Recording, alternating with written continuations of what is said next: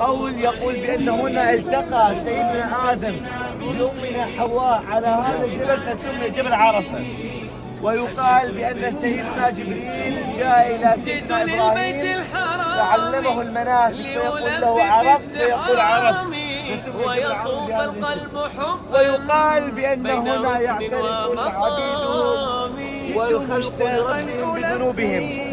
هذا المكان اخواني الكرام هنا تنزل الرحمات، هنا تكون المغفرات، هنا يكون العتق من النيران، هنا يباهي الله سبحانه وتعالى بأهل هذا الموقف فيقول لملائكته انظروا إلى عبادي جاءوني شهد الغفران اشهدوا أني قد جعلت لهم مغفرتي ورضاي.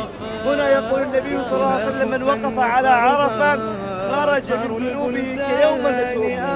هذا المكان اخواني الكرام عرفة وما أدراك ما عرفة. هنا يغفر الله سبحانه وتعالى الذنوب وهنا يعتق الله سبحانه وتعالى العبيد من النار. أسأل الله سبحانه وتعالى أن يرزقنا سوية الوقوف على عرفة. هنا فوق الجبل لبينا ولمح ذنوب الحليلة زرنا حضرة محمد يا ضي خده وجبينا والله يا ضي خده وجبينا.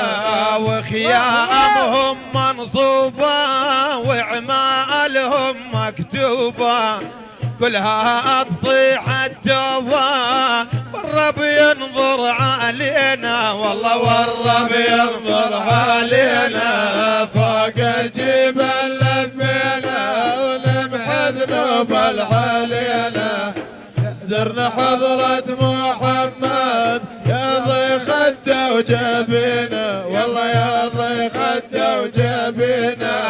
بتنا بجبل عرفات عرايب طرق الوزرات يا عالما بالغايات امحي ذنوب العالينا والله امحي ذنوب العالينا. فوق الجبل لبينا ولمح ذنوب العالينا زرنا حضرة محمد يا ضي خده وجبينا والله يا ضي خده وجبينا.